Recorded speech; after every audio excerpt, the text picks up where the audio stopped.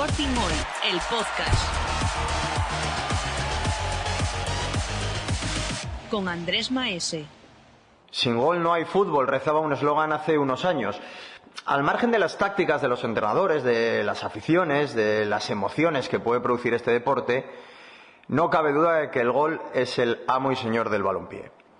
Un gol lo es todo, es capaz de lo mejor y de lo peor, todo dependiendo de en qué portería termine el balón, claro. El sportinguismo sabe lo que es sufrir y terminar con una sonrisa de oreja a oreja. Lo vivió en el encuentro disputado hace unas semanas entre el Sporting y el Alcorcón. Pero antes de esa felicidad inmensa, las pasó canutas.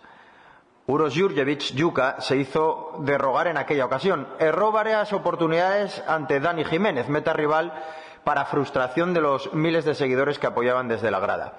No fue el único que no aprovechó la media docena de acciones de peligro en las que el estadio casi cantaba gol antes de ver la finalización de las mismas. Tuvo que ser el serbio, en el último suspiro, ya en el minuto 92, y con fortuna, cuando perforó la portería del Alcorcón. La locura se apoderó del sportinguismo. El guión de aquel partido fue el siguiente. El Sporting dominó y generó el peligro suficiente para haber disfrutado de una victoria cómoda, pero la gran actuación del meta del Alcorcón, Dani Jiménez, que fue el mejor del partido, y la falta de puntería hizo sufrir más de lo esperado a todo el mundo. Pero la escasa eficacia goleadora de aquella tarde quedó en una mera anécdota, principalmente porque los 3 puntos se quedaron en casa. 3 días después, David Gallego se desplazó a Cartagena con sus pupilos para enfrentarse a un rival que no conocía lo que era empatar. Sus partidos o los ganaba o los perdía. El técnico realizó rotaciones y le salió bien. Nadie echó en falta. Ni a Fran Villalba, ni a Pedro Díaz, ni a Aitor García, que los 3 días antes, destacaron sobre el terreno de juego en el Molinón ante el Alcorcón. Los 3 comenzaron desde el banquillo.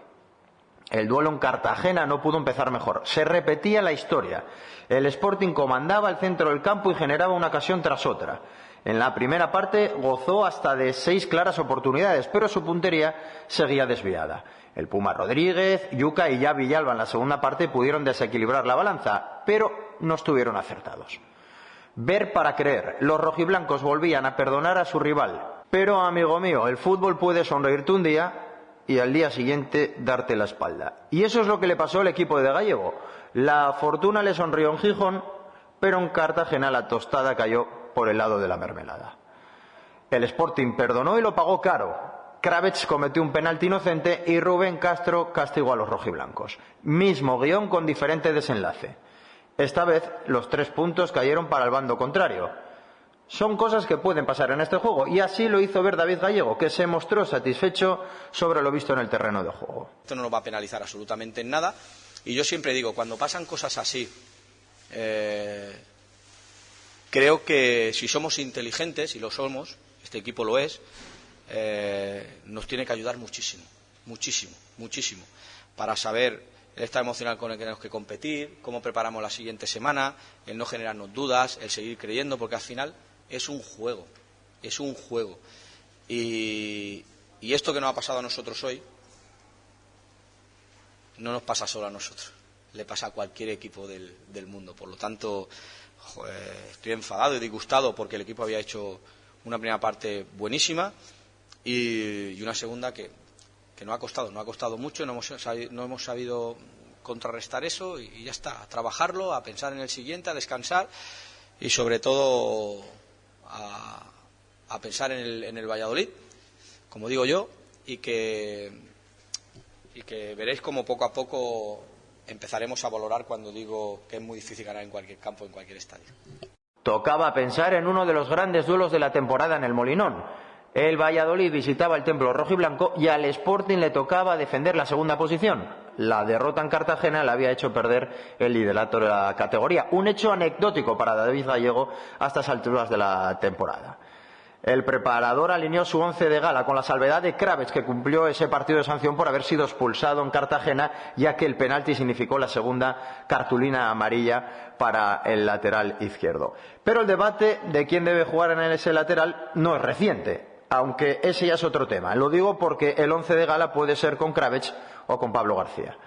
Al igual que sucedió ante el Alcorcón y el Cartagena, el Sporting volvió a generar más peligro de lo habitual en las últimas temporadas. Llegó con cierta facilidad y hasta el palo evitó un gol casi cantado de Aitor García. El balón, una tarde más, no quería entrar. El problema es que enfrente estaba uno de los gallos de la categoría y claro, la defensa rojiblanca erró y los pucelanos no perdonaron. En la primera mitad se adelantaron el marcador para alegría de sus seguidores, que tiñeron de blanquivioleta la esquina noreste del estadio. De nuevo se volvían a repetir los mismos errores en ataque. La ineficacia goleadora condenaba al equipo de Gallego, que ya en la segunda parte pudo marcar de nuevo con Gaspar Campos, pero el canterano estuvo fallón. Son cosas que pueden ocurrir. Ya saben cómo acaba la historia. El Valladolid se encontró un balón suelto en el área del Sporting tras dos grandes errores y volvió a marcar. Yuca recortó diferencias a falta de un cuarto de hora, pero el empate nunca llegó. Auguro grandes tardes de fútbol aquí este año, con nuestra gente y con el espíritu de este equipo. Y así me lo dice el partido. Lo he visto y luego ves los datos y dice, bueno, la posesión la hemos ganado, 55-45. Casi 440 pases, ellos 283, remates 20 contra 11, centro, un equipo que centra muchísimo, 21 nosotros, 18 ellos. Bueno, que no ha faltado el acierto en el área, que hay que insistir y en eso sí que tenemos que ser más contundentes. No puede ser que necesitemos tantas ocasiones para hacer tan poco, ¿no? Y en eso nos tenemos que exigir más y seguir insistiendo, evidentemente, felicitar al equipo por generar tanto, pero al final el fútbol es acierto. Y de área a área estamos espectacular. Creo que ha hecho un partido el equipo de Chapó contra un equipazo con muy buena plantilla, con muy buen entrenador y nos ha faltado el acierto y en eso tenemos que seguir insistiendo. El Sporting es el tercero en la tabla y su inicio liguero es más que prometedor, eso hay que recordarlo. El equipo compite y es reconocido tanto en casa como a domicilio y eso también es de agradecer. Como dice David Gallego, más preocupante sería que el Sporting no generara acciones de peligro en el área rival. Y tiene razón. Si uno no se acerca a la portería del contrario y no dispara entre los tres palos, es casi imposible ganar partidos. Las ocasiones el Sporting las tiene. Ahora bien, si uno genera mucho, pero no consigue marcar, no es de extrañar que se generen ciertas dudas sobre la eficacia goleadora, por muy pequeñas que éstas puedan ser. Yuca suma 5 tantos y parece que no está solo en esta ardua labor de marcar goles. Villalba, Gaspar, Aitor, Puma Rodríguez están por la labor de acompañar a su delantero centro en la clasificación de goleadores. Pero ahora lo que toca es afinar la puntería. Gallego ha de centrarse, sin olvidarse del resto, en mejorar esa puntería de sus atacantes, que tendrán días buenos y malos, como todos en nuestros puestos de trabajo. Pero es bueno recordar y exigir a los protagonistas que lo mejor es que acierten. 3 partidos perdonando a los rivales son demasiados. La fortuna tan solo ha sonreído en uno de ellos y como consecuencia el Sporting ha sumado 2 derrotas consecutivas en la Liga.